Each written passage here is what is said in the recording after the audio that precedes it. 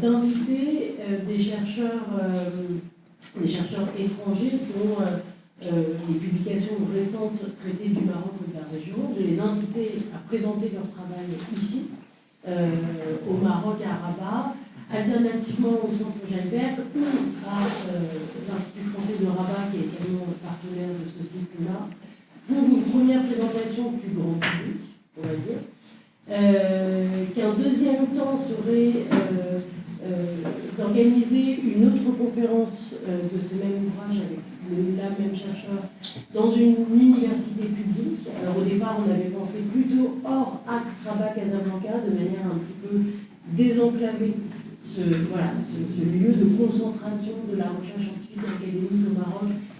Parfois on y arrive, parfois on n'y arrive pas, et puis parfois il y a aussi des à l'Université internationale de Rabat ou la faculté à Saint-Louis de Casablanca, des choses qui sont preneurs. Mais on a organisé des rencontres à l'Université de Fès, l'Université de Meknès, l'Université d'El-Jadida, etc., pour amener les uns et les autres à sortir de ce lieu de concentration scientifique. Et un troisième temps est le moment d'une rencontre un peu plus intime entre le chercheur ou la chercheur invité et les doctorants de la faculté Mohamed V, du CJD, de l'Université Hassan II et de l'IUR, qui aura lieu demain. Donc voilà, c'était pour rappeler un petit peu le format de ce qu'on avait pensé ensemble avec le CRES que l'Institut français de Rabat. Il y a deux PHP qui s'occupent des personnes qui sont en visio. Et donc aujourd'hui, on est très heureux de recevoir Mathias de Meyer, qui est aujourd'hui fonctionnaire, comme tu me le rappelais, au ministère des Transports et de la Mobilité, mais c'est l'anthropologie qui l'a amené aussi à ce poste-là. Et nous nous sommes connus avec Mathias il y a bien longtemps, je dirais 5-6 ans, dans le cadre d'un programme ANR qui portait sur l'enseignement islamique au Maroc. Et à ce moment-là, Mathias réalisait cette étude sur la vie au quotidien d'une école dans la région de Marrakech, qu'il a documenté à partir des dispositifs d'apprentissage que cette école mobilisée mettait en œuvre, les tableaux, la salle de classe, etc. Et un ouvrage a été issu de cette thèse, et je voulais absolument que Mathias puisse le présenter, qui est là. Je peux le faire passer. J'ai tout de suite pensé que Rani, doctorant en études politiques, qui mène aussi une recherche sur l'école, sur la vie au quotidien d'une école publique, dans quelle ville ? À Salé, voilà, dans un collège, serait le discutant idéal pour mener cette conversation. Et donc, sans plus tarder, je vous laisse la parole à tous les deux, peut-être comme vous avez envisagé de mener la discussion. On s'est dit qu'on allait peut-être présenter juste en 2 mots Mathias. Donc, merci d'être là aujourd'hui. Donc en fait, Mathias a mené des études en sciences politiques et philosophie à l'Université libre de Bruxelles. En philosophie, il s'est intéressé à la théorie du langage chez Vincina, donc il voulait souligner ce point. Mathias, il a ensuite préparé un doctorat en anthropologie dans l'université qui porte sur les écritures et les ordres d'État dans l'enseignement primaire au Maroc. Et il a vécu 2 années au Maroc en ethnographe, et en partie donc au Douar Boulas, je n'avais pas le nom, qui est donc sur l'axe de Tahinaout, je pense, donc à partir de Marrakech, à une 30aine de kilomètres de Marrakech. Donc voilà, c'est le fruit de ce labeur qui se matérialise dans ce beau livre qui vous sera présenté aujourd'hui. Après la défense de sa thèse en 2019, Mathias a quitté le monde universitaire et travaille depuis au service d'études de la planification du ministère des Transports et de la Mobilité de Bruxelles. Il conduit des enquêtes quantitatives et des analyses de données administratives en lien avec la dépendance à la voiture, par exemple, les rapports entre précarité et motorisation, l'évolution des pratiques de mobilité. Voilà, donc je voulais juste présenter l'auteur rapidement. Je vous laisse la parole maintenant pour... Merci beaucoup pour l'invitation. Et donc cette introduction permet à moi de rebondir aussi sur la façon dont je reviens au Maroc, parce que je reviens déjà après un certain nombre d'années. Ça fait au moins 6 ans, 7 ans que mon terrain ici s'est terminé. Ça fait 3-4 ans que je suis plus revenu au Maroc. Et en fait, c'est la première fois aussi que je viens au Maroc présenter mon travail. Donc pour moi, c'est un peu un retour aux sources de mon travail, de ma recherche. Et c'est un retour d'autant plus important que j'ai quitté le monde universitaire. Et donc c'est aussi un retour, une obligation pour moi de me replonger dans ce travail, dans mon travail, avec le temps qui a déjà passé, et de me replonger donc aussi dans les débats plus théoriques qui forcément sont inhérents à la recherche académique. Mais donc, comme ça a été dit, je viens avec l'intention ici de vous présenter mon ouvrage, comme il passe ici entre les mains, mais donc il s'intitule Tachalaft, écriture et ordre d'État dans une école de village au Maroc. Et j'ai conscience que le titre est un peu ésotérique, n'est pas limpide, on ne le comprend pas parfaitement d'emblée. C'était un peu voulu, c'était pour moi une façon d'être fidèle à mon travail, d'être fidèle aussi au lieu Tachelaft. On viendra dans quelques instants sur ce lieu où j'ai effectué mon travail. Et le titre et le sous-titre de ce livre va s'expliquer petit à petit au cours de la présentation que je vais faire aujourd'hui. Et donc encore, dernier petit préliminaire avant de nous lancer dans le cœur ou dans l'objet même de ma présentation. Je voulais souligner à quel point l'exercice de synthétiser aujourd'hui, de vous présenter aujourd'hui en une cinquantaine de minutes mon ouvrage est difficile pour moi, s'est avéré difficile pour moi. Vous avez sous les yeux, c'est un ouvrage de 440 pages et qui avance pas à pas, avec un ouvrage dans lequel je me reprends en permanence pour nuancer des choses que j'ai pu dire précédemment. Et puis c'est aussi un ouvrage dans lequel j'ai tenté de faire tenir 3 démarches à la fois. J'ai tenté d'entrelacer 3 registres de textes au sein de cet ouvrage. Mais d'abord, assez logiquement, j'ai tenté de faire l'ethnographie d'un objet précis. Tu l'as dit, les dispositifs d'écriture de l'école, c'est eux qui forment la clé de voûte de mon travail. Les écritures scolaires sont la clé de voûte de mon travail. Deuxième point que j'ai voulu... Ouais, comme ça vous les avez ici. Deuxième point, ou deuxième registre, deuxième démarche que j'ai voulu insérer de part en part dans tout mon livre, c'est de pouvoir discuter à partir de Tachelaft, à partir de cette ethnographie dans un lieu marginal, de pouvoir, à partir de ce lieu marginal, venir dialoguer avec des grands théoriciens en sciences sociales, voire à certains égards même de dialoguer avec des philosophes. Donc c'est un deuxième registre de mon texte, pas simplement une ethnographie, mais aussi un dialogue avec les théories ou la théorie en sciences sociales et par moments avec des philosophes. Et puis le troisième point, qui est aussi essentiel pour moi dans mon texte, c'est que j'ai cherché aussi de part en part à donner une place, à faire une place pour les individualités, pour les personnes avec qui j'ai vécu pendant 2 ans au sein de cette école, et j'ai voulu aussi leur donner une voix, leur donner une place dans mon texte. Et donc, si vous voyez, il y a 3 registres de textes que j'ai cherché à entremêler, à enchevêtrer de part en part dans mon texte.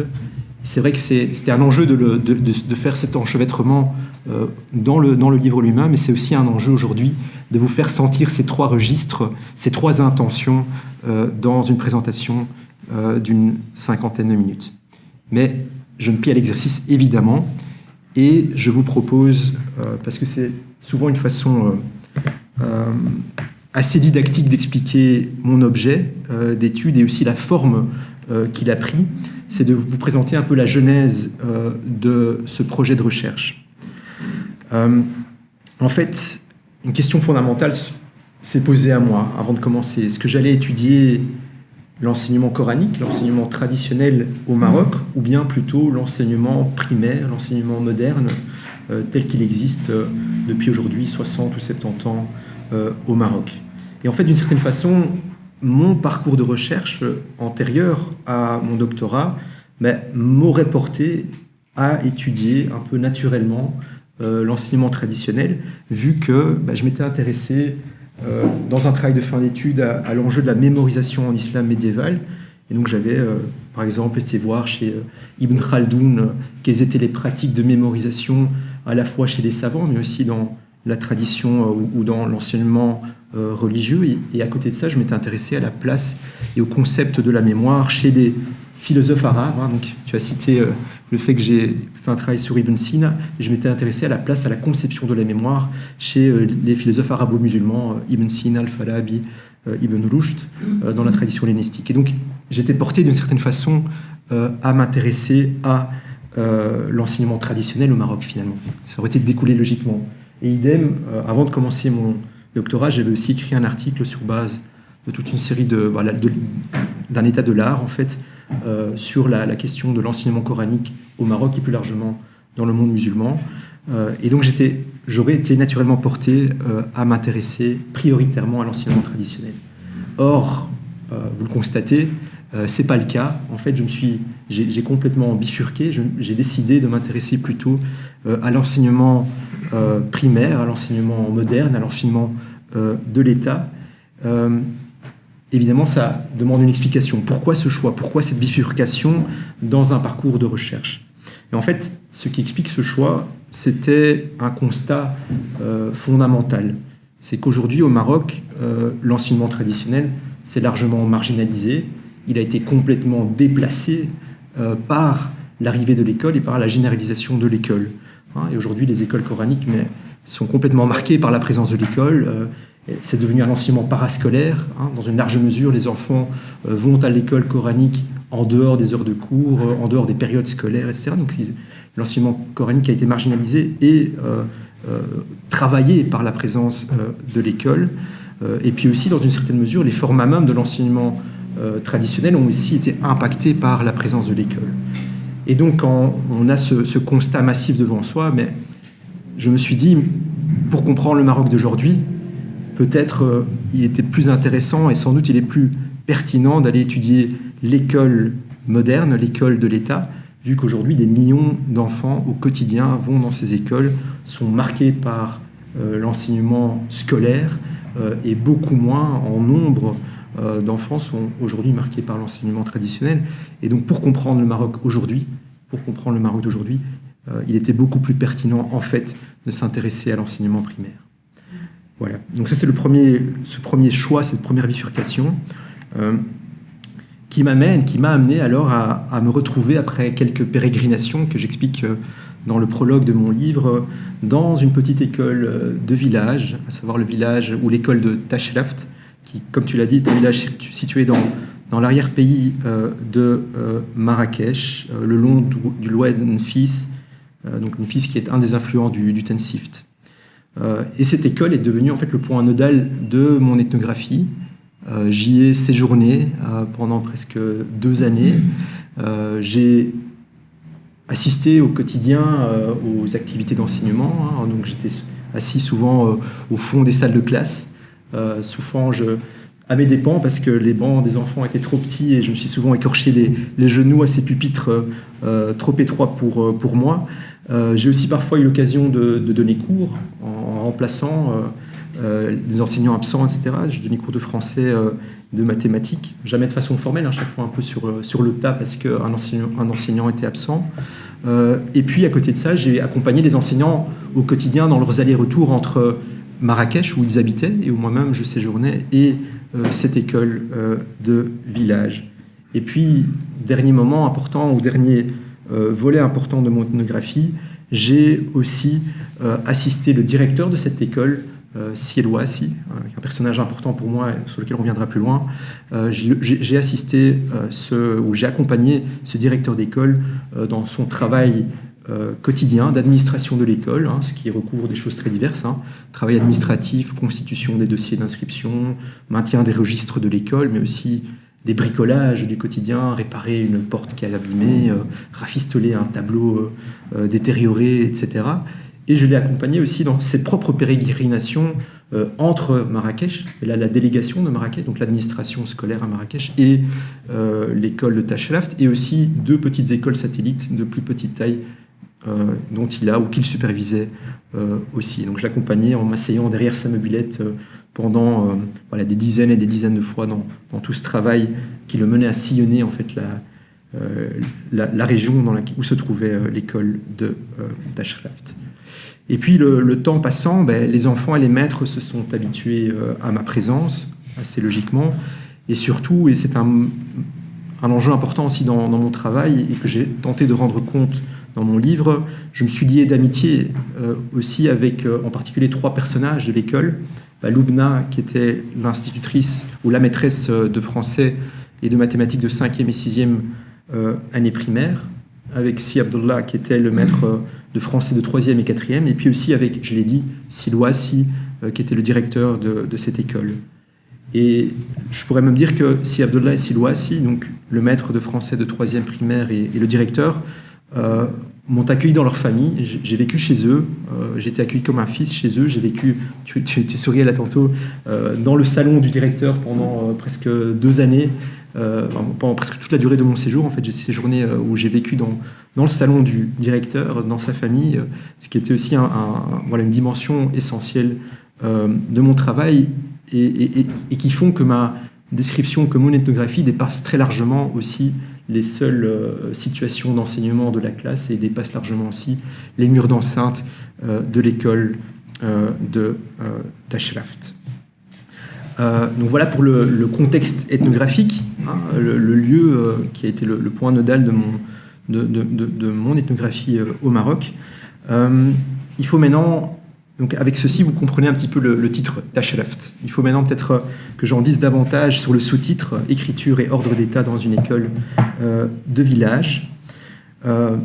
Et pour ça, ça suppose que je vous présente aussi de façon plus précisément mon objet de recherche, qui est un objet un peu, je pense, atypique, et on va y venir.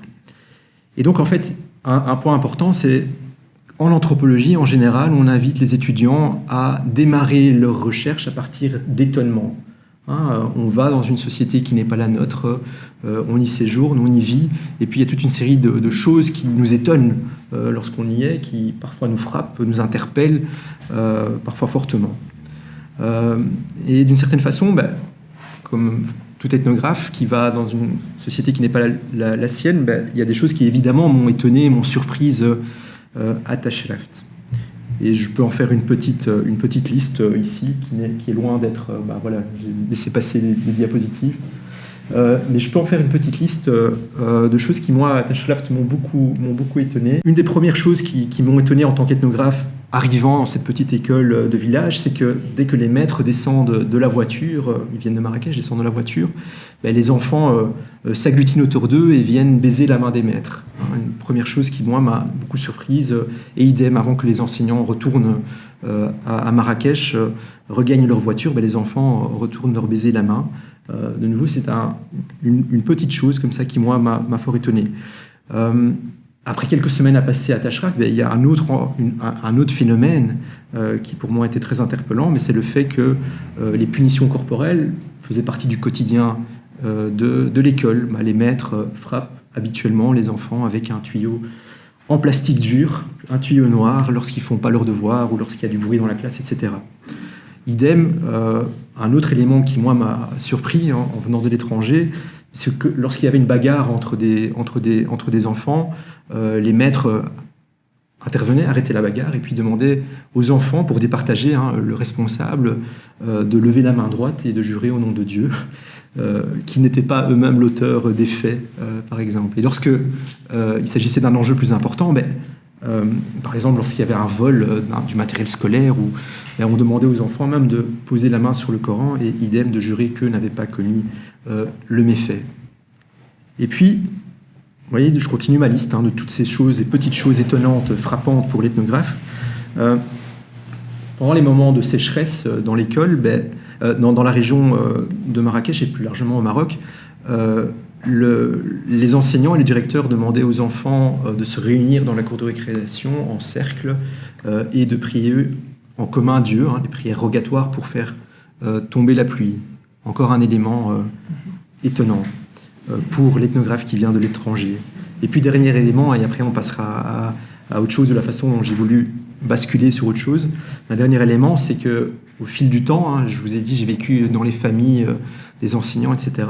Et le temps faisant, la confiance étant là, j'ai appris qu'on soupçonnait le directeur d'être ou de pratiquer de la sorcellerie. Voilà, un élément en plus qui suscite l'étonnement, voire l'indignation du lecteur ou de l'ethnographe. Et donc on peut se demander, mais en fait ici j'avais un beau matériel, j'avais des beaux éléments, des beaux items pour démarrer une ethnographie. Est-ce que, et en démarrant à partir d'un de ces sujets, j'aurais pu m'engager, ou finalement la discipline de l'anthropologie me poussait à m'intéresser à un de ces phénomènes étonnants pour l'étranger qui débarque à Tashraft. Et évidemment, l'anthropologie, elle affectionne les rituels de soumission, les violences corporelles, les arrangements informels, les écarts par rapport à la norme, des pratiques religieuses, des soupçons de sorcellerie, autant de sujets qui ont fait le cœur de l'anthropologie dans son histoire. Et donc j'étais d'une certaine façon invité à partir de ces étonnements pour faire mon ethnographie. J'étais invité à m'intéresser à ces choses étonnantes. Mais en fait, et là c'est un premier geste assez fondamental de mon travail, j'ai voulu résister à la tentation d'amorcer ma recherche à partir d'une des entrées de cette liste non exhaustive. J'ai voulu résister à l'invitation de l'anthropologie à m'intéresser à ces choses exotiques pour l'étranger. J'ai voulu résister à cette amorce typique ou habituelle de l'anthropologie, de m'intéresser à ces choses qui viennent de l'autre, qui définissent l'autre par rapport à l'Occident, l'autre par rapport à la ville, l'autre par rapport à la modernité. J'ai voulu résister à cet appel de l'anthropologie. Et en fait, c'est un tout autre étonnement que j'ai voulu susciter et que j'ai voulu problématiser, de façon un peu paradoxale.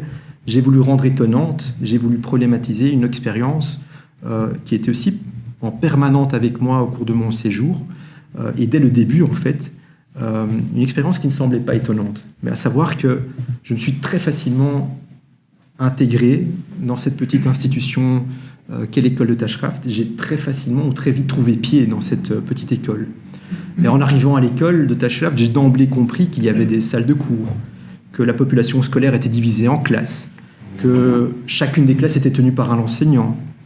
Rien d'étonnant à ça pour moi qui venais de l'étranger. J'ai tout de suite su aussi à quoi servaient les tableaux, les cahiers, les manuels. La disposition matérielle de la classe ne m'a pas non plus surpris. Des rangs face aux tableaux, finalement, rien de surprenant pour moi là-dedans.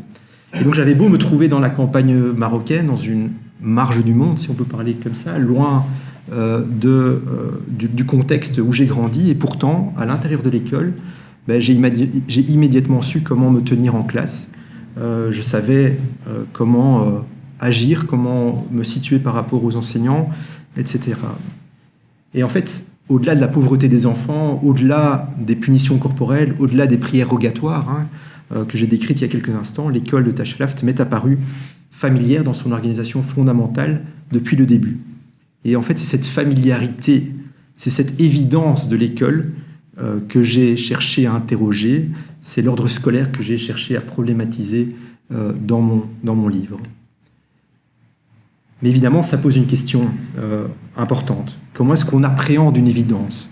Comment est-ce qu'on fait prise sur l'ordre scolaire qui, tellement évident, ne se laisse pas aborder facilement ? En fait, j'ai décidé d'aborder cet ordre scolaire à partir des dispositifs d'écriture quotidien de l'école, d'où le titre, d'une certaine façon, d'où le sous-titre de mon livre, écriture et ordre d'état dans une école de village. Je me suis intéressé à ces dispositifs d'écriture qu'on n'interroge jamais ou presque jamais.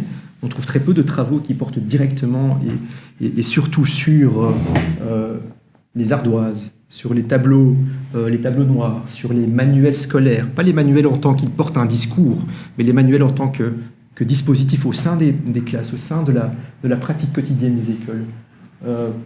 Il n'existe pas ou très peu de travaux qui portent sur les cahiers des écoliers. Qu'est-ce qui se joue derrière un cahier d'écolier, sur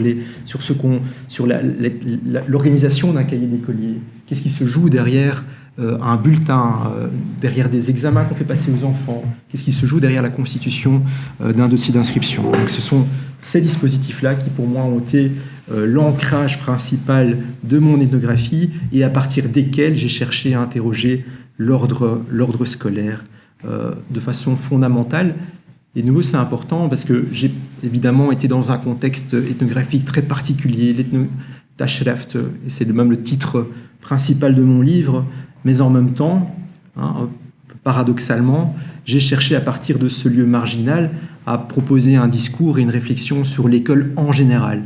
Et d'une certaine façon, ce que j'écris là du Maroc et de l'école de Tashraft vaut aussi pour l'ordre scolaire ailleurs. Mon principal angle d'attaque, c'était dit dans l'introduction, mais il commence à prendre sens, à prendre place dans un discours plus général, c'était de m'intéresser à ces dispositifs d'écriture jamais interrogés ou très rarement interrogés dans la littérature et de montrer à partir d'eux. Voilà, donc je reprends. Donc je disais il y a quelques instants que c'est ces dispositifs d'écriture ordinaires de l'école qui ont été le cœur de mon ethnographie, c'est eux qui sont l'ancrage de mon propos, qui sont la clé de voûte de tout mon texte, qui organise l'architecture générale de mon texte, de mon ouvrage. Donc dans quelques instants, je vais passer à la description concrète d'un de ces dispositifs pour montrer le type d'approche que j'ai tenté d'en faire, à titre d'illustration. Mais avant ça, c'est aussi intéressant et important, je pense, de situer, pas simplement le lieu de Tashraft, l'ethnographie, mais de situer aussi mon approche dans un champ académique. Et c'est ce que je veux faire ici, parce que, pour le coup, de nouveau, j'ai dû me frayer un chemin dans une tradition anthropologique qui, on y reviendra, mais fait peu de place à l'école. L'objet scolaire, l'école a été peu traitée en anthropologie. Et par ailleurs, il y a toute une série de lacunes dans la littérature sociale, au sens large, sur l'école, que je vais aussi tâcher de revenir. Et donc, je dois m'expliquer. Donc, vous le voyez ici au tableau, j'ai pointé les 3 grands types d'approches sur l'école au Maroc qu'on retrouve. Un des premiers types d'approches assez prégnants dans la littérature sur l'école au Maroc, ce sont les études développementalistes ou économicistes, à savoir qu'on va tester le rendement de l'école et de grandes réformes de l'institution scolaire au Maroc de façon très générale, en étudiant X années après une réforme, quel est le retour sur investissement pour l'État en termes de revenus, par exemple, des personnes qui sont sorties de l'école. Et donc, ce sont des grands agrégats statistiques qui permettent, qui sont le fondement, le matériau de base de ce type d'études. Autre type d'études, ce sont un peu dans la tradition de la reproduction de Bourdieu. Mais il y a beaucoup de travaux sur les inégalités qui se trament à l'école ou autour de l'école. Et il y a des travaux très, très prégnants récemment sur ce clivage entre l'enseignement privé et l'enseignement public. Donc il y a toute une littérature assez importante dans cette tradition de la reproduction. Et de nouveau, ces 2 premiers types d'approches font peu de cas des situations concrètes d'enseignement. On part de grands agrégats statistiques et sur base de ça, on va montrer qu'il y a des inégalités qui se jouent ou bien des retours sur investissement qui sont ou présents ou absents, mais ça ne suppose jamais d'aller voir en classe ce qui s'y passe. Ça suppose jamais de faire une ethnographie des pratiques scolaires. Et puis le 3e type d'approche qui est aussi intéressante, mais de nouveau qui a ses limites, en tout cas pour le projet qui était le mien, ce sont les approches institutionnelles de l'école au Maroc. Et là, ce sont tout la description des conflits politiques et culturels autour du projet scolaire au Maroc.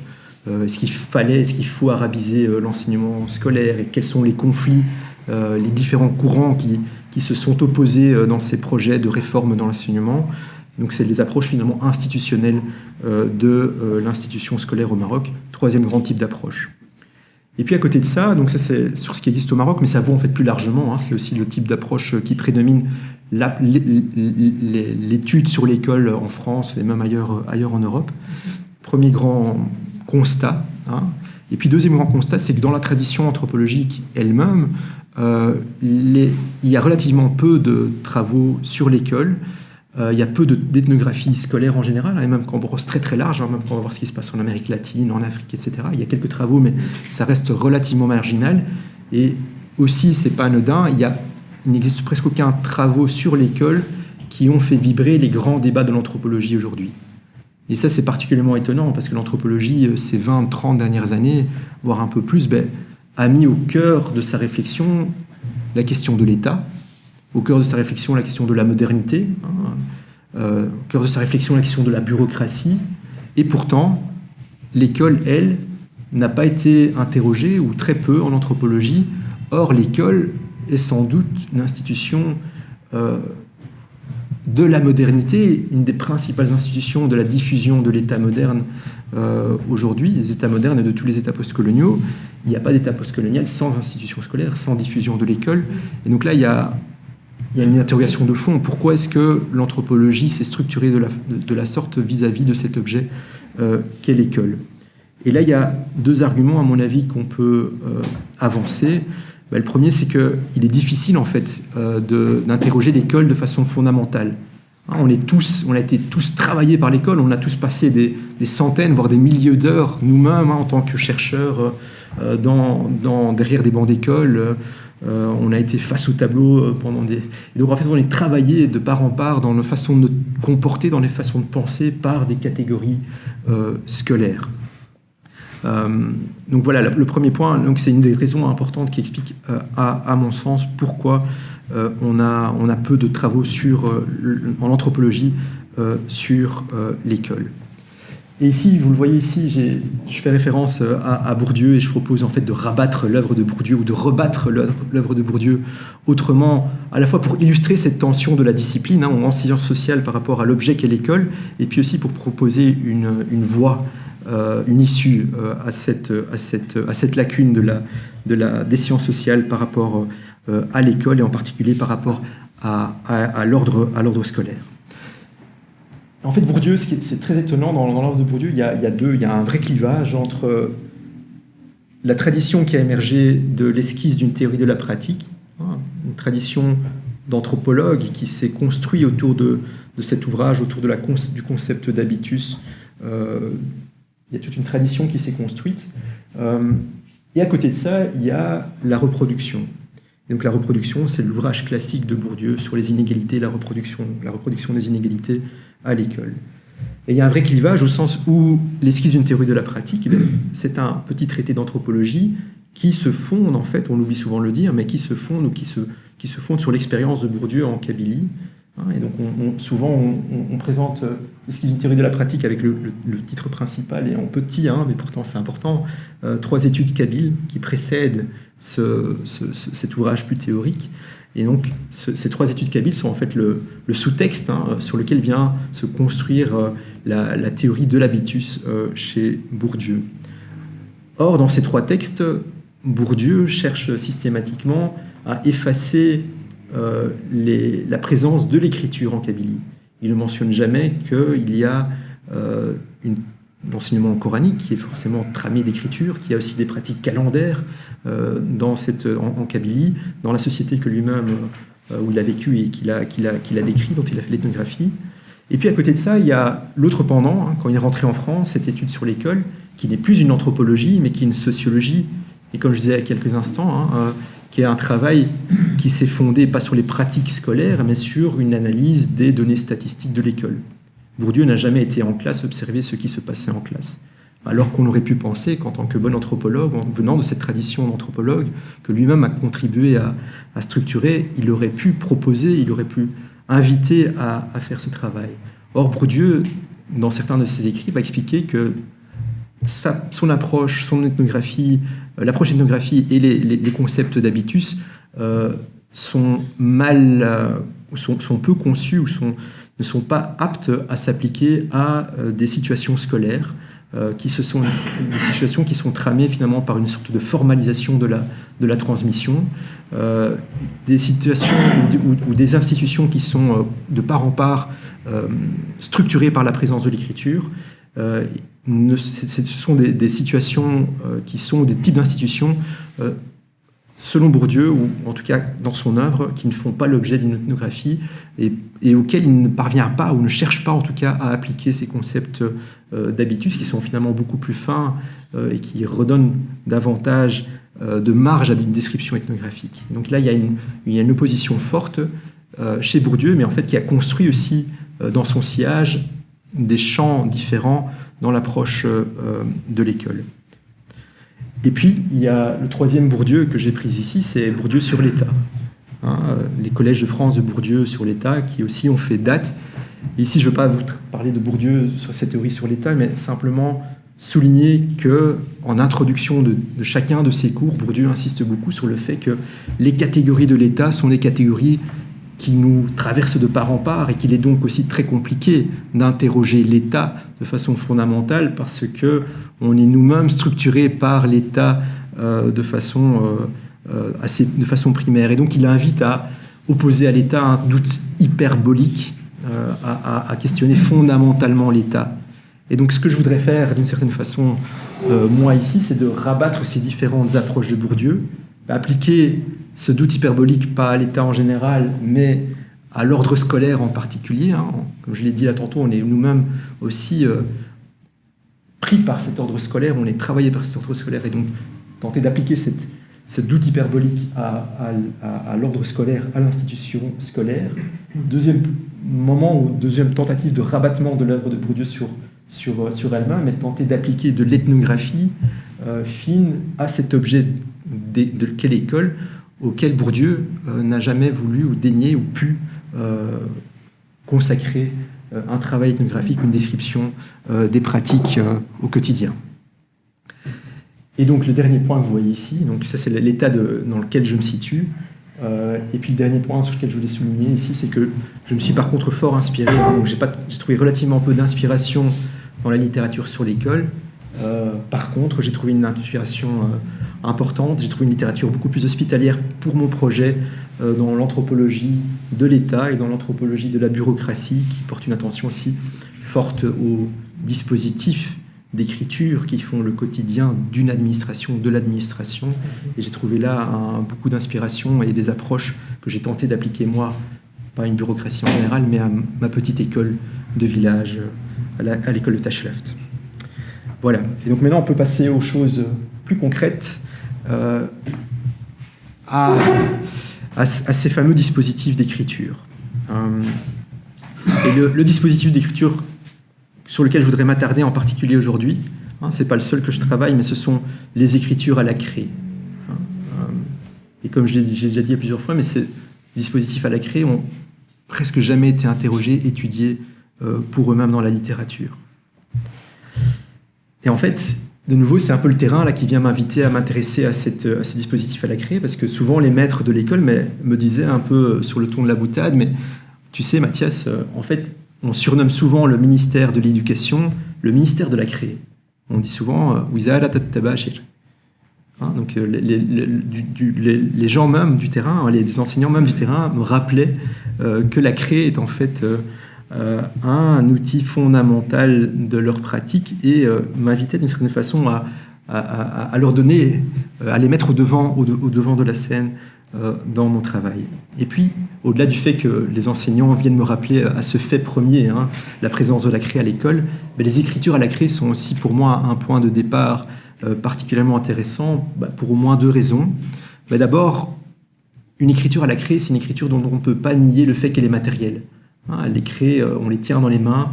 Dans les mois de chaleur à Marrakech, ça sèche les mains, ça fait mal aux mains même d'utiliser à longueur de journée de la craie pour écrire au tableau. Donc la craie nous rappelle à la matérialité de l'écriture, de toute écriture en fait est matérielle, mais ici la craie nous le rappelle de façon toute particulière. Et puis aussi la craie, forcément les écritures à la craie ce sont des écritures effaçables. Et le fait qu'elles soient effaçables, ça nous oblige, ça nous contraint à nous intéresser à ce qui se passe dans les classes. Contrairement à un manuel scolaire qui facilement, plutôt que regarder ce qui se passe en classe avec le manuel scolaire, on va vite être happé par le contenu sémantique du manuel et s'intéresser à ce que le manuel, ce qui est écrit dans le manuel.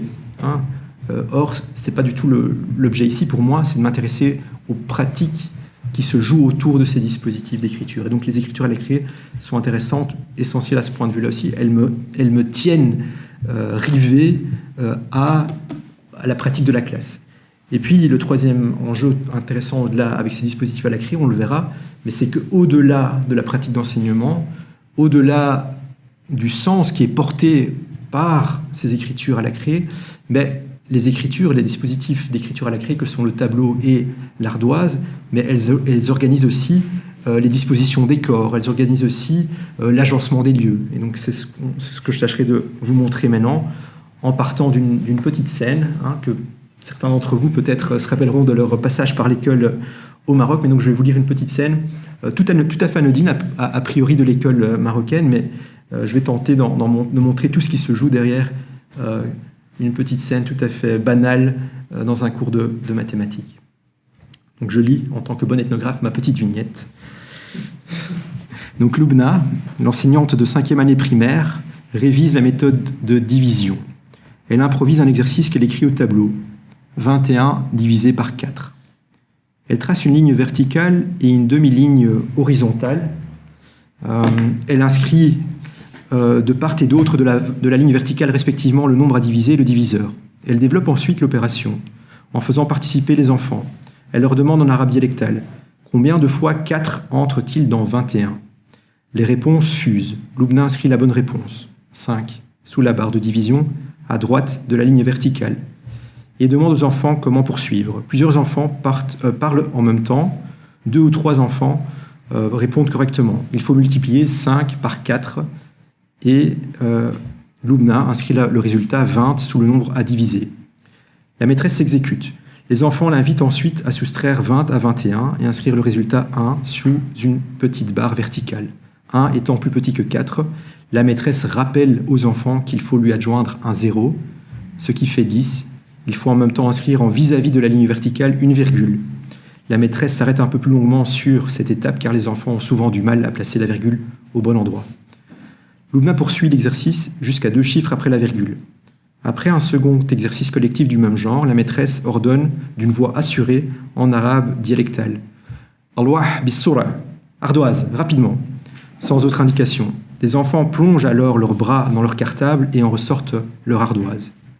La maîtresse inscrit entre-temps un exercice au tableau, 15 divisé par 4, et enjoint les enfants d'effectuer l'opération sur leur ardoise. Tlac, tlac, allez-y, faites vite. Les enfants copient l'exercice et travaillent en silence le plus rapidement possible. La maîtresse leur rappelle en français cette fois, chacun pour soi. Pour éviter que leurs voisins de banc ne les copient, les écoliers recouvrent leur ardoise de leurs bras, ils se mettent comme ça autour de leur bras, et lorsqu'ils ont fini, les retournent sur la table. Après un délai d'1 minute environ, Loubna demande aux retardataires de terminer. Safi, salito. Tous retournent leur planchette, même ceux qui n'ont pas eu le temps de venir à bout de la tâche. Loubna développe alors l'exercice au tableau avec la participation orale et collective de la classe. À chaque étape, les enfants qui ont bien répondu crient en anglais. Et oui, il y a même de l'anglais à Tashraft. Yes. Et lorsque la correction au tableau est terminée, la maîtresse demande aux écoliers de retourner les ardoises et de les lever. Même les élèves qui ont mal répondu lèvent leur planchette, à l'instar d'Elbiad, dont on peut voir l'ardoise sur la photographie. Les enfants tiennent leur ardoise contre le front. La maîtresse demande alors qui a raison, ou qui a bien répondu. Et elle compte alors à voix haute, en restant fixe sur son estrade, 2, 3, 4, et puis se désole qu'il n'y a seulement 7 bonnes réponses. Loubna demande ensuite à la classe d'effacer les ardoises et inscrit un nouvel exercice au tableau. Cette fois, les enfants doivent diviser 44 par 7. Cette petite scène anodine de prime abord met aux prises à la fois le tableau scolaire au début de la scène et puis le passage à la planchette, à la petite planchette, à l'ardoise que vous voyez ici derrière moi. Et je vais m'attarder dans un premier temps, en tout cas, sur l'ardoise pour montrer tout ce qui se joue derrière cette petite scène et montrer comment un objet si anodin en fait structure fondamentalement ou dit beaucoup de choses de l'ordre scolaire. Mais arrêtons-nous d'abord sur le laps de temps durant lequel les enfants inscrivent leurs réponses sur leur ardoise. Le temps qui s'écoule entre l'injonction de Leïla d'écrire, tlac, tlac, et son ordre de terminer, lever les ardoises. L'ardoise est à l'intérieur de ce laps de temps une technique de stabilisation. Elle permet de stabiliser et de simplifier la compétence de l'élève en la traduisant en quelques lignes griffonnées à la craie. Elle permet, en l'espèce, de stabiliser l'aptitude ou l'inaptitude des enfants à diviser 15 par 4. Donc, l'ardoise est dans un premier temps, le déroulé de la démonstration permet dans un premier temps tout simplement de stabiliser une compétence. On stabilise la compétence de tous les enfants de la classe à faire cette division particulière. Considérons maintenant le deuxième temps de l'action, qui, pour mon propos ici, est le plus important, mais la levée des ardoises. Dès que les enfants lèvent leur petit écriteau au-dessus de leur front, la stabilisation se trouve capturée dans un agencement particulier des regards. Grâce à la disposition spécifique des enfants face à la maîtresse peut, en quelques instants, en balayant la classe du regard et sans bouger, contrôler les résultats individuels de tous ses élèves. Les enfants, par contre, ne voient que la maîtresse, le tableau, et s'ils ne se trouvent pas au premier rang, les dos de leurs camarades. Bien plus, les élèves se trouvent à découvert, ils ne peuvent plus modifier leurs réponses, il ne leur reste plus qu'à attendre que le couperet tombe. Et on le voit, l'ardoise organise un champ de perception inégalitaire. Elle est ce qu'on appelle techniquement un petit dispositif panoptique, que Foucault a décrit en détail en s'inspirant de Bentham, mais ici, on a tout cet agencement architectural des prisons chez Bentham repris par Foucault pour réfléchir à la question du panoptique comme un dispositif fondamental de la modernité. Mais ici, ce que je cherche à montrer, c'est qu'on retrouve une disposition similaire avec un objet aussi anodin que l'ardoise, que cette petite planchette en bois. Mais évidemment, pour produire un tel agencement, l'ardoise doit infléchir tout son voisinage. Ce n'est pas l'ardoise elle-même, à elle seule qui parvient à faire ça. L'ardoise suppose, mais elle contribue aussi à imposer un certain espace, un temps particulier, un rapport à soi et au groupe qui sont spécifiquement scolaires et j'oserais dire spécifiquement modernes. Et d'abord, l'ardoise, elle impose un espace directionnel et sériel. Vous l'avez compris, pour que la scène fonctionne, il faut que les enfants soient placés face au tableau, soient placés face à la maîtresse. Donc il y a un face-à-face qui est inhérent à la pratique de l'ardoise. Et il faut aussi que les enfants soient placés à intervalles réguliers les uns des autres. S'ils ne sont pas mis en série, si c'est un amas, une petite foule, ça ne fonctionne pas. Il faut, pour que la pratique de l'ardoise fonctionne, forcément que les enfants soient placés à intervalles réguliers sous la forme d'une série. Et donc, finalement, la disposition fondamentale de la classe se joue aussi dans la pratique de l'ardoise elle-même. Les enfants sont inscrits dans des séries dans les registres de l'école, mais ils sont aussi, avant ça, inscrits aussi matériellement et physiquement dans des séries dans l'agencement même de l'espace de la classe. Et en fait, si l'ardoise suppose et impose un espace directionnel et quadrillé, mais c'est pour produire précisément un espace inégalitaire qui est inhérent au dispositif panoptique. Et en effet, l'ardoise, elle agence deux régions. Il y a l'espace des enfants, qui est directionnel et sériel, et puis il y a l'espace aussi de l'enseignant, sur sa petite estrade, qui est le contrepoint, si vous voulez. Et c'est cette mise en tension de ces deux zones de la classe qui produit cette disposition panoptique. Et en fait, on se rend très, très, très vite compte de l'importance de ce maintien, de ce face-à-face, dans l'organisation même de l'école, parce que dès que l'enseignante décide de passer entre les bancs pour aller voir une réponse particulière, mais tout l'agencement, toute la tension qui était nécessaire à cet agencement spatial et à ce dispositif panoptique s'évanouit.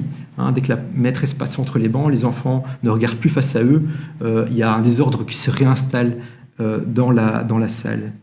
Et en fait, ce que je voudrais souligner ici, c'est que moi-même, en tant qu'apprenti enseignant dans la classe, souvent j'avais du mal à tenir la classe, c'est des classes d'une 40aine d'enfants, et une façon pour moi qui était très efficace, mais ça en dit long sur la planchette coranique, de réinstaurer l'ordre scolaire, mais c'était de me rabattre sur la planchette quand je sentais, sur l'ardoise, quand je sentais que la classe m'échappait, j'invitais les enfants à faire un exercice avec l'ardoise, parce que c'était une façon pour moi de réinsuffler l'ordre de la classe concrètement. Et donc, évidemment, toute une série d'enfants sont incapables de suivre ce que je leur expliquais. Par contre, même s'ils étaient incapables de comprendre ou de faire l'exercice, ils étaient obligés, contraints à participer performativement à l'ordre scolaire. Et donc, ces petites expériences montrent la force de ce petit dispositif qu'est l'ardoise. Et donc ça, c'est la disposition au niveau spatial, mais ce que je dis ici aussi, c'est que l'ardoise, elle organise fondamentalement aussi le temps scolaire. Et on l'a senti, elle oblige à avancer de façon très synchronique.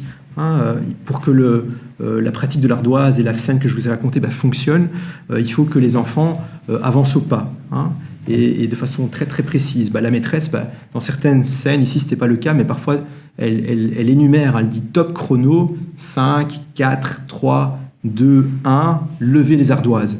Donc il y a vraiment un temps très très précis qui va avec la pratique de l'ardoise. Et évidemment, ce temps, il est nécessaire pour que ça réussisse, pour que l'effet panoptique tienne.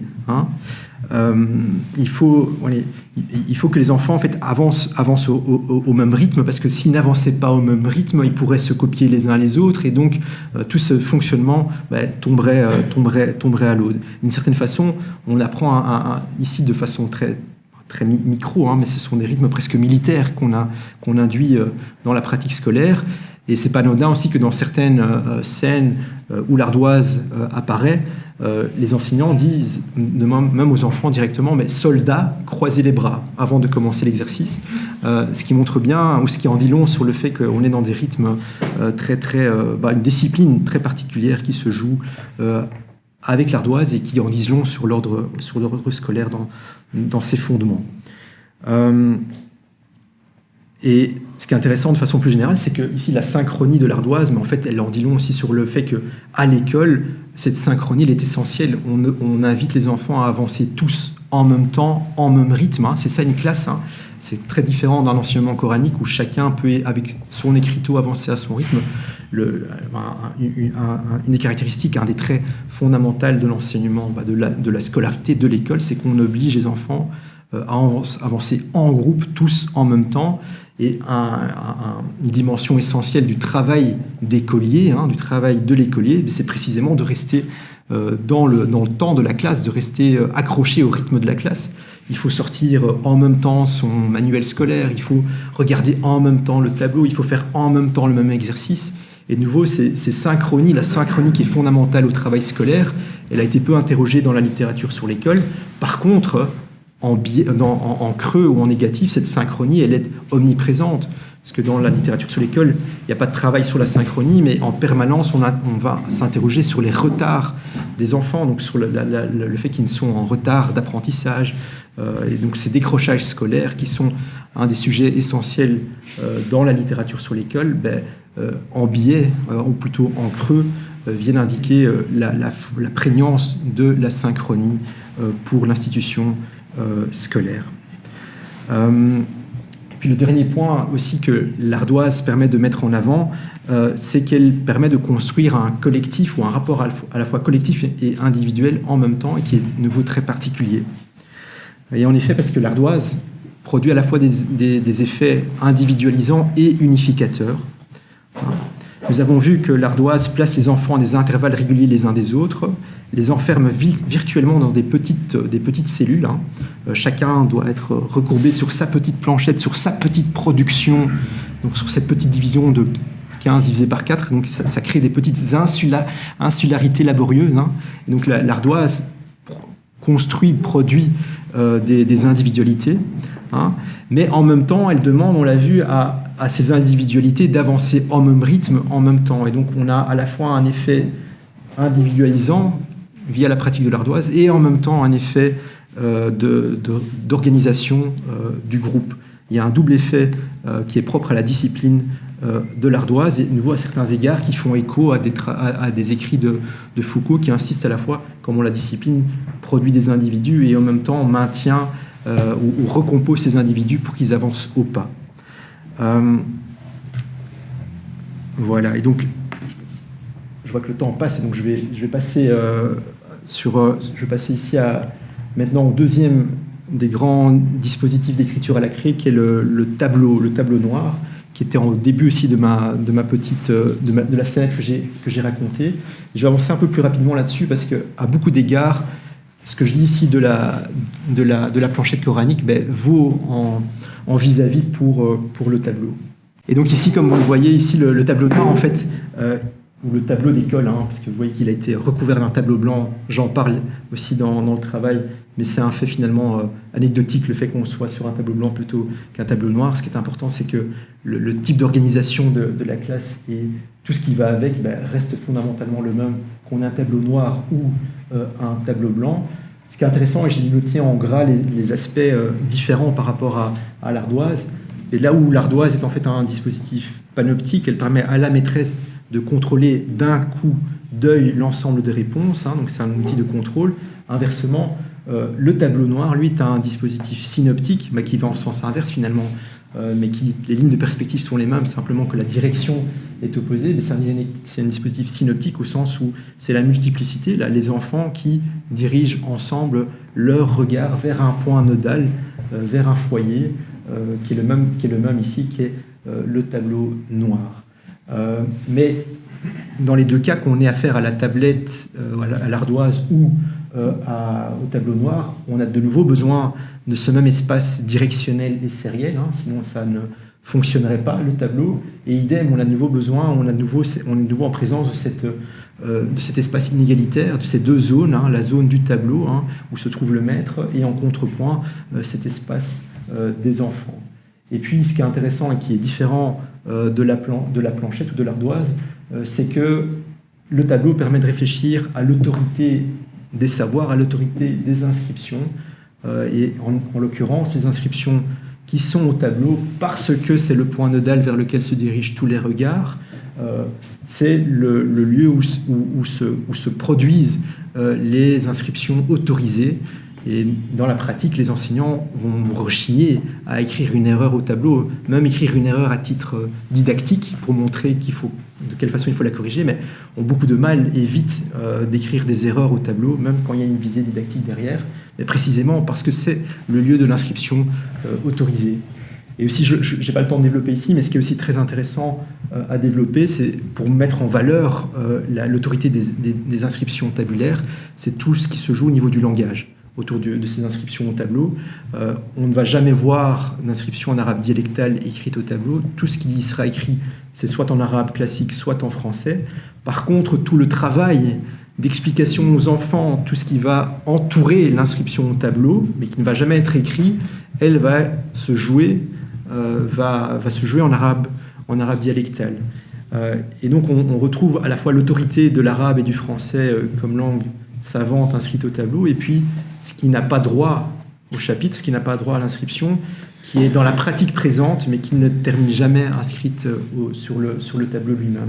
Donc il y a tout qui m'a intéressé, pas moi en tant que tel, pour m'intéresser de façon prioritaire à la question des langues. Moi, la question des langues vient ici indirectement pour réfléchir à la façon dont se joue l'autorisation des inscriptions qui terminent au tableau. Et pourquoi elles sont importantes aussi, c'est parce que ces inscriptions au tableau sont les inscriptions qui, in fine, termineront dans les cahiers d'écoliers et qui, à certains égards, sert aussi pour les inspecteurs à contrôler que le travail scolaire a bien eu lieu correctement. Et donc, finalement, le tableau est aussi le travail indirect, est un dispositif indirect du contrôle des maîtres, dans la mesure où les cahiers d'écoliers vont traduire ce qui s'y trouve et peuvent servir de matériel pour venir interroger la qualité de l'enseignement et l'effectivité de l'enseignement qui a eu lieu. Puis évidemment, disposition chronologique, on a la même synchronie, il faut tous regarder le tableau en même temps, et donc on avance en même temps, de nouveau très différent de l'enseignement coranique où on peut être chacun à son rythme avec sa propre planchette. Mais ce qui est intéressant au niveau de la chronologie qui se joue avec le tableau et qui est différent de l'ardoise, c'est aussi que le tableau permet d'entrelacer des temporalités différentes. Là, je m'explique. Mais d'abord, un peu comme un rituel liminaire, chaque début ou chaque matin, les enseignants, la première chose qu'ils font quand ils rentrent en classe, c'est écrire la date du jour. Et ce qui est de nouveau intéressant, c'est qu'ils le font de deux façons. Ils écrivent d'une part la date du jour selon le calendrier de l'hégire, et puis aussi selon le calendrier grégorien, le calendrier... et donc là, il y a déjà... On entrelace, si vous voulez, deux temporalités de façon très fondamentale à ce niveau-là. Puis deuxième façon dont le tableau vient tramer ou vient entrelacer des temporalités différentes, mais c'est que il organise aussi le déroulement de la journée. Quand on a fini une matière de cours, on efface complètement le tableau pour passer par exemple du français aux mathématiques. Donc c'est le moment, le tableau est aussi un outil rituel qui permet de marquer des moments de la journée de façon générale. Et puis, de façon plus fine aussi, le tableau, c'est l'endroit où on va dynamiser le savoir. C'est l'endroit où on va montrer un savoir qui va se produire. Mais dans l'exercice de mathématiques, la maîtresse montre comment se développe petit à petit la division. Et in fine, c'est vrai que la seule division, in fine, après coup, la seule chose qu'on voit, c'est le résultat final. Mais le tableau, c'est le lieu aussi d'exposition, du développement et donc de la temporalisation, si vous voulez, du savoir. Et puis le tableau, je l'ai dit il y a quelques instants, en fait, se prolonge dans un temps long, très long, à savoir qu'il est inscrit, une partie de ce qui est écrit au tableau va se trouver inscrit dans l'archive que constituent les petits cahiers d'écoliers. Et donc le tableau a quelque chose de très fort, de nouveau un dispositif très simple de prime abord, mais qui est essentiel au fonctionnement de l'école de façon très très générale. Voilà. Et donc ce que je voudrais maintenant, de façon un peu récapitulée, c'est que avec les écritures à la craie, on a à la fois la constitution de ce champ de perception qui est à la fois panoptique et synoptique. C'est les deux qui se tiennent à la fois et en même temps, ce qui, pour moi, j'ai pas le temps ici de le faire, mais qui me permet de retourner vers Foucault, qui lui a beaucoup insisté sur le panoptique comme dispositif de la modernité et écarter l'enjeu du synoptique, le fait que en fait, les regards vont dans les deux sens. Et donc, à partir du tableau et de l'ardoise, je cherche à dialoguer avec Foucault. Et puis aussi, de nouveau, intéressant ici, je n'ai pas le temps de développer, mais ça vous donne un peu la teneur de certaines choses que j'ai tenté d'esquisser dans le travail. Mais à partir de cette disposition du tableau et de l'ardoise, on peut aussi s'interroger, mais pourquoi est-ce que le roi, le portrait du roi se trouve là, au-dessus du tableau? Et en fait, c'est intéressant, parce que le roi, c'est pas n'importe quel insigne de pouvoir qui est là. Le roi, c'est aussi le regard du roi. C'est aussi le roi qui regarde les enfants de la classe d'une certaine façon. Et inversement, la position fait qu'il se trouve à la fois, il se trouve vraiment au croisement de ces lignes panoptiques et synoptiques.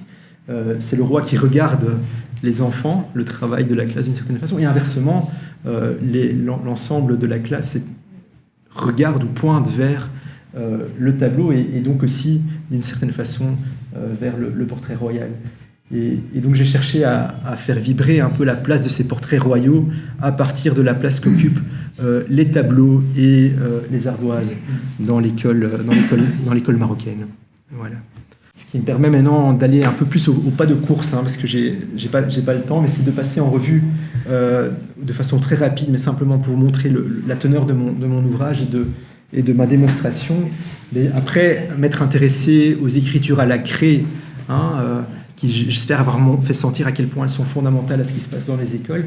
Je me suis intéressé au manuel scolaire, et en particulier j'ai pris comme exemple du chapitre en l'occurrence le manuel d'arabe qui était utilisé à Tashreft, et j'ai essayé d'en décrire en partie le contenu, mais comme j'ai dit en introduction, c'est pas le contenu en tant que tel qui m'a beaucoup intéressé, c'est la façon dont lui-même structure aussi le travail en classe. Et de nouveau, tout ce qui va se jouer dans la discipline ou dans les effets de responsabilisation des enfants via le manuel. Je n'ai pas le temps de développer, mais ça me donne l'idée. Le manuel est une façon aussi de diffuser l'école, pas simplement au sein des écoles elles-mêmes, mais dans la vie extrascolaire des enfants. Les enfants amènent physiquement, matériellement leur manuel à la maison. Et donc, ça scolarise une partie de leur temps libre parce que ils sont obligés, ou en tout cas invités, à ouvrir leur manuel à la maison aussi. Et donc, dans toutes ces questions-là que je cherche à aborder. Et puis, à partir de là, aussi réfléchir, qu'est-ce que l'école a fait à l'islam ?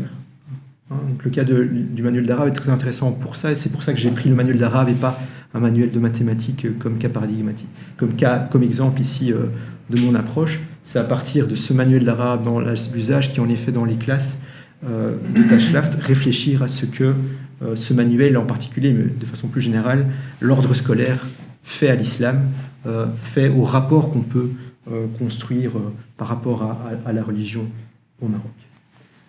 Après, je passe à un autre chapitre nouveau important que je ne peux pas développer, ce sont les écritures à l'encre des enfants. Donc on a un passage des écritures à la craie, avec les manuels, les imprimés.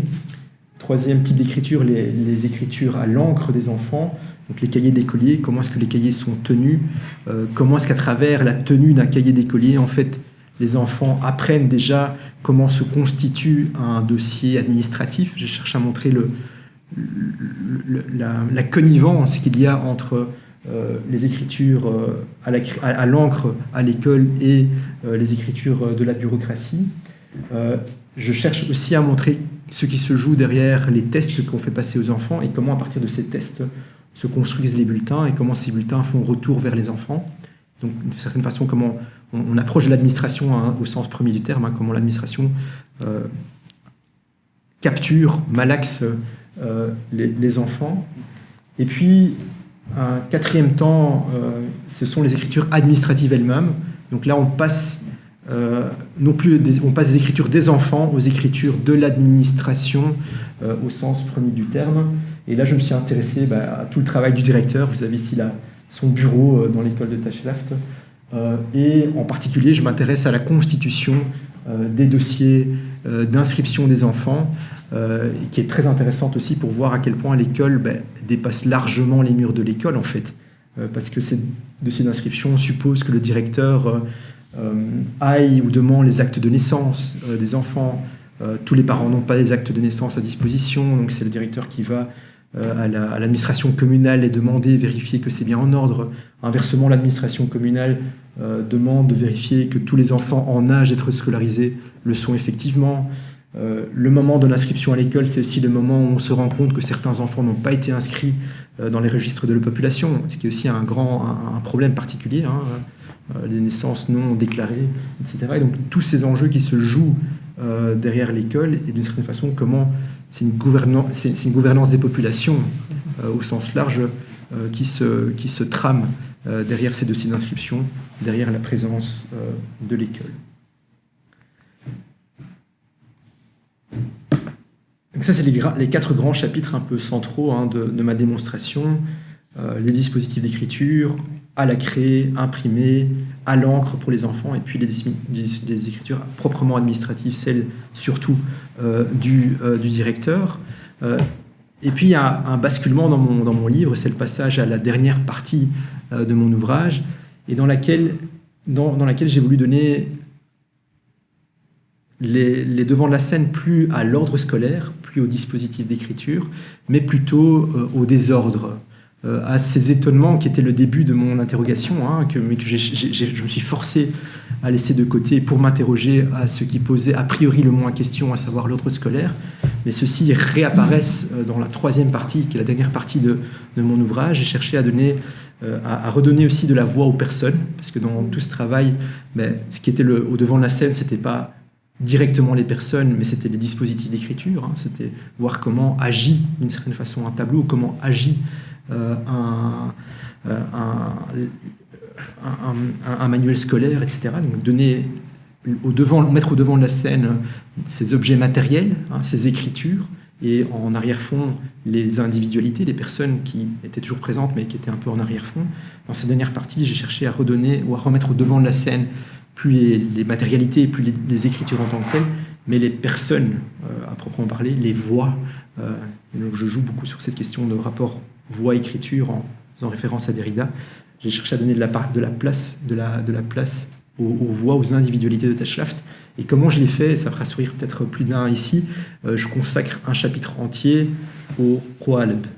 Donc les Qawalib, c'est les ruses, et c'est un terme qui de nouveau est venu beaucoup dans mon ethnographie. Souvent, on disait que le directeur, par exemple, c'est Qawalbi, le mudir fait al-Qawalib. Et donc j'ai interrogé ce concept-là en passant en revue toutes les occurrences et toutes les petites scènes dans lesquelles auquel on apposait le terme de Qoaleb. Et donc je passe en revue ici dans ces rues, voilà, les ruses, et une des ruses, c'est pour ça que j'ai mis cette photo ici, pour illustrer ça, parce que comment est-ce qu'on illustre une ruse ou une... Il n'y a pas de façon vraiment d'illustrer, mais c'est que le directeur d'école, en fait, hein, c'est la mobilette du directeur ici, ben, le directeur, le plus possible, cherchait à se cacher, à cacher sa présence à l'école, et donc allait cacher sa mobilette aussi dans l'interstice entre les murs de classe, ou bien même complètement en dehors de l'école, pour faire croire qu'il n'était pas à l'école, mais d'une certaine façon pour mieux contrôler aussi les enseignants. C'était vraiment une ruse du directeur dans son contrôle quotidien, et donc c'était une des occurrences autour desquelles le terme de Qoaleb apparaissait pour décrire l'enseignant, le directeur d'école. Et donc cette photo fait référence à ça. Mais en fait, voilà, à partir de ces scènes, je cherche à réfléchir ce qui se joue derrière ces ruses, et ces ruses font émerger les individualités, hein, parce que c'est autour de ruses beaucoup qu'on voit les personnalités émerger de façon saillante, et derrière les ruses aussi, je cherche à montrer comment on ruse et on contre-ruse, hein. Le directeur ruse ici, mais les enseignants tout autant que lui, et chacun se tiennent d'une certaine façon comme des dons contre dons, ruse contre ruse, tout au cours de mon séjour. Pour terminer mon propos, je voudrais terminer en fait avec la dernière scène de mon ouvrage, qui est aussi pour moi la dernière scène de mon séjour au Maroc. C'est une scène qui me permet de revenir sur l'ensemble de mon travail, et en même temps qui montre de quelle façon j'ai été impliqué sur mon terrain, et qui donne du coup aussi de nouveau cette présence aux personnes qui m'ont accueilli. Et donc c'est la scène qui se joue avec le directeur d'école chez qui, je l'ai dit, j'ai vécu pendant longtemps, et petite vignette ethnographique, mais voilà, qui me tient particulièrement à cœur, parce que c'est aussi une des raisons pour laquelle je me retrouve au Maroc aujourd'hui. Donc la veille d'un de mes retours pour la Belgique, j'étais assis à côté de Sielwa Assi, dans le grand salon à l'étage de sa maison. Nous discutions de choses et d'autres. Je lui expliquais que ma recherche portait sur les écritures scolaires. Je lui expliquais un peu le thème central de mon travail. Et pour clarifier mon propos, je comparais la planchette coranique au tableau noir. Le directeur m'interrompit, se leva et me demanda de l'attendre quelques instants.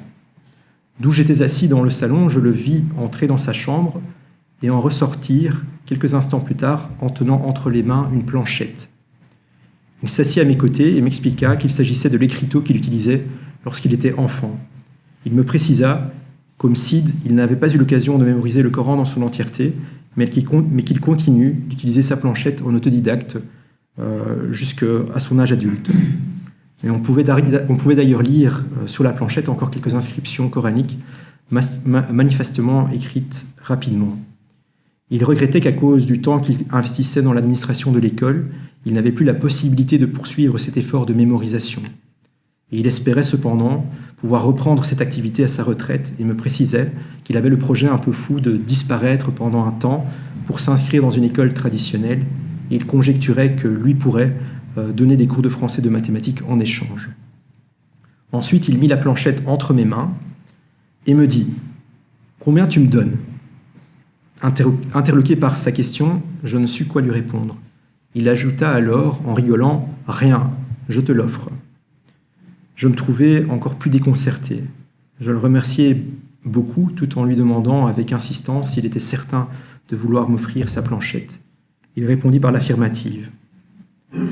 Le directeur retourna à nouveau dans sa chambre et en revint avec un petit sac en plastique transparent. Il en sortit d'abord un récipient en verre noir qui contenait du smer, une encre préparée à partir de laine de mouton calcinée. Il sortit ensuite le kalam, un petit stylet de roseau, ainsi que quelques morceaux de glaise grise appelée silsal. Il me montra également une petite pièce de bois longiforme joliment incisée, servant à rythmer l'effort de mémorisation, ou, selon l'expression du directeur, à appuyer sur la planchette. Le directeur s'approcha du lavabo qui se trouvait un peu en retrait du salon. Il effaça avec de l'eau et un tissu l'une des deux faces de la planchette. Les belles rainures du bois apparurent. Il saisit alors un morceau de glaise qu'il frotta contre la surface de la planchette encore humide, puis il sortit du salon et descendit au rez-de-chaussée. Je lui emboîtai le pas. Nous entrâmes dans la cuisine. Saadi, à l'épouse du directeur, nous observa avec étonnement et demanda ce que nous faisions. Le directeur lui dit en rigolant que j'allais me convertir à l'islam.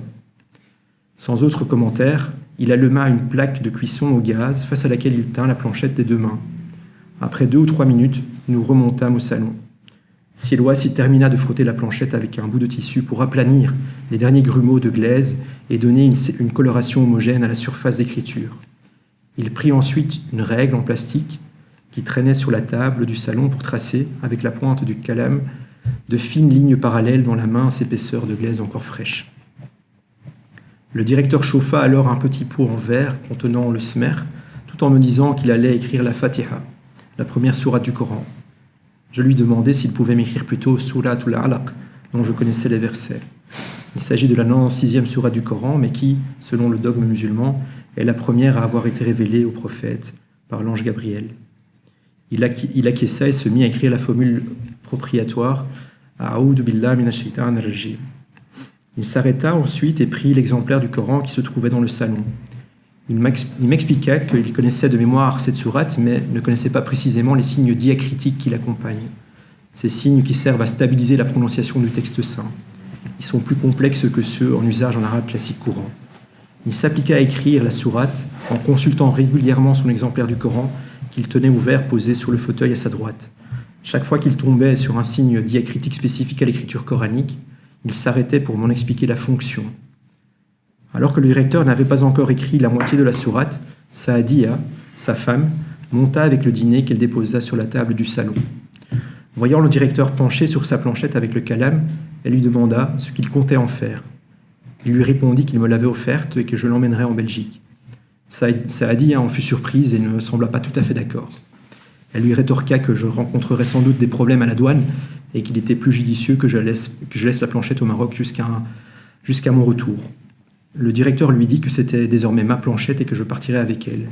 Il ajouta que de toute façon, cette planchette ne lui convenait plus, car elle était trop petite. Il comptait en acheter une plus grande, qui lui permettrait d'écrire de plus longs textes.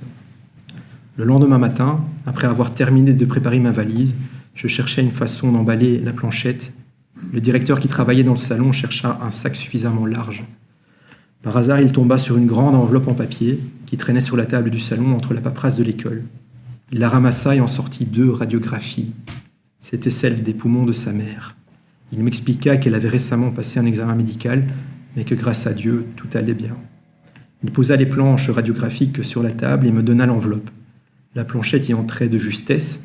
Je rangeai le présent du directeur dans mon sac à dos. La tablette dépassait légèrement, mais elle n'était pas visible. Et c'est ainsi que le présent du directeur voyagea sans encombre jusqu'en Belgique.